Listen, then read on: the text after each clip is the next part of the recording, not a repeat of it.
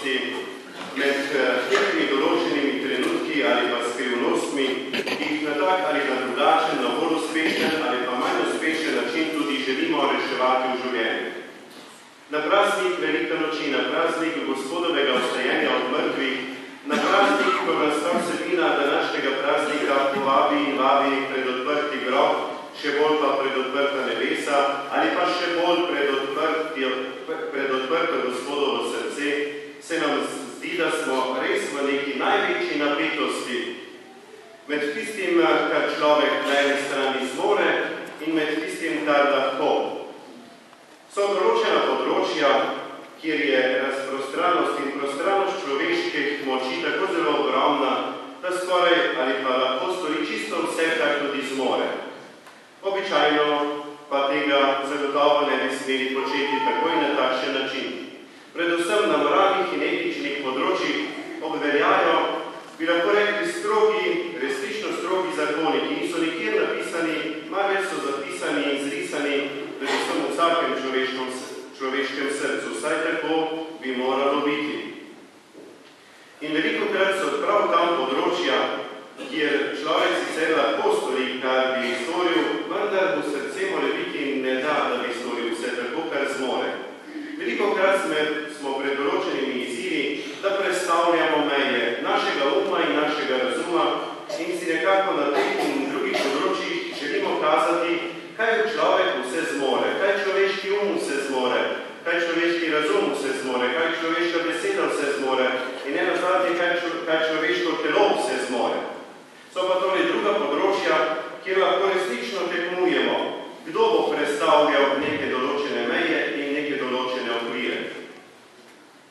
Seveda ne moremo in ne smemo pozabiti na tiste določene meje in na tiste določene okvire, ki jih kljub temu, da marsikaj zmoremo, tega ne smemo storiti. Tukaj na različnih področjih pa se lahko preizkušamo, lahko predstavljamo po ljubi naši lastni volji meje našega uma in našega razuma in naredimo mnogo tistih stvari, da se preizkusimo, kaj resnično zmoremo ljudje v našem človeškem telesu. Verjamem, da vsi poznamo najrazličnejše poizkuse, ko resnično z določenimi stvarmi in vajami in preizkušamo človeške zmogljivosti. Velikokrat se je v zgodovini že zgodilo, da smo predstavili marsikatero mejo. Ali mejo hitrosti, ali mejo človeškega dojemanja stvari in smo nekatere skrivnosti tako zelo razblinili, tako zelo razstavili, da nam niso več skrivnosti. Ko pa nekaj takšnega in podobnega nekdo želi storiti tudi v svojem lastnem življenju, potem se pa nam porajajo najrazličnejši dvomi. In tudi tedaj, tiste prve velike noči Gospodovega vstajenja, se je dogajalo ravno tako. Takrat pa, kakor da bi vse tisto, kar je nekdo želel premakniti mejo človeškega življenja, ne samo do toliko let, koliko nam je dano, da jih preživimo na tem svetu, marveč celo do same večnosti, potem pa se nam porajajo dvomi. Potem pa je to nemogoče, potem se je to zgodilo s prevaro, potem si je to nekdo resnično izmislil, saj to je nemogoče, to je nelogično, to enostavno ne gre.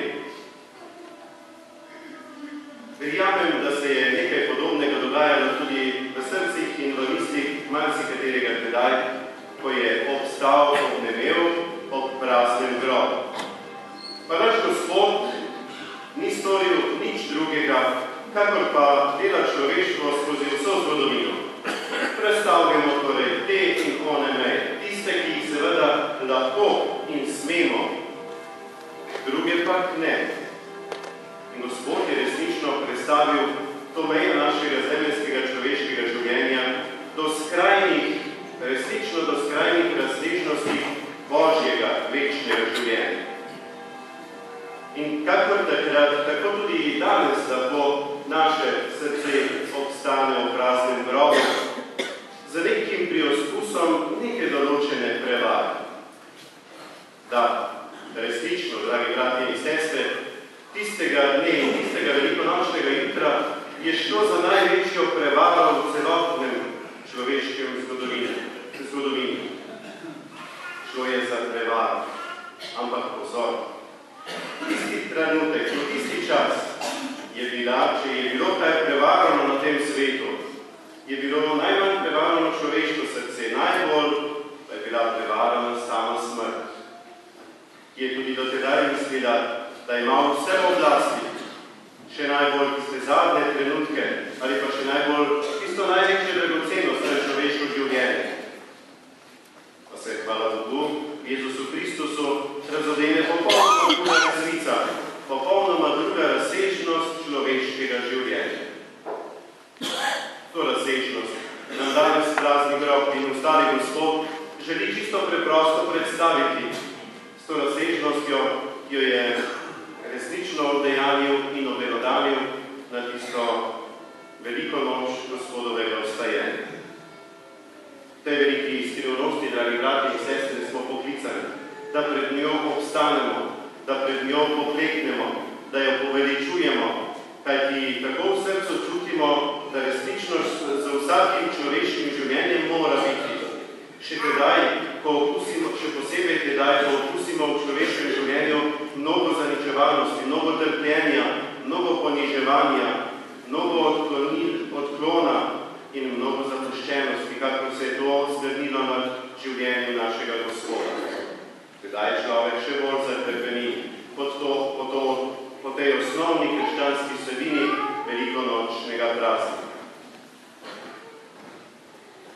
Bilo je v 1917.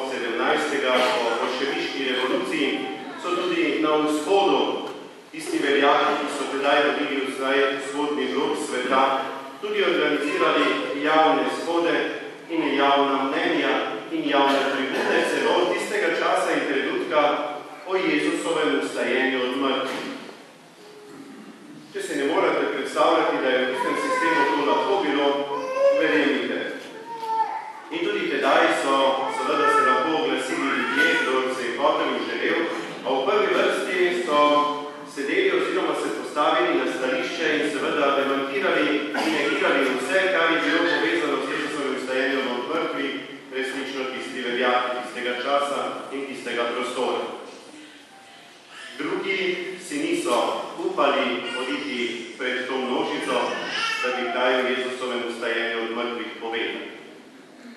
Vstal pa je neki pravoslavni duhovnik, prišel za govornico in povedal samo dva stavka, oziroma samo en stavek, drugega so odgovorili ljudje.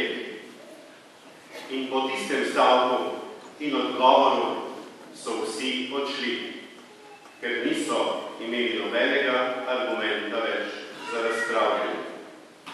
In danes, hkrati tudi z našimi vzhodnimi kristjani, praznujemo Kristusovo veliko noč Gospodovega vstajenja od mrtvih, se tudi poda, da poudarimo zaključek tiste debate leta 1917.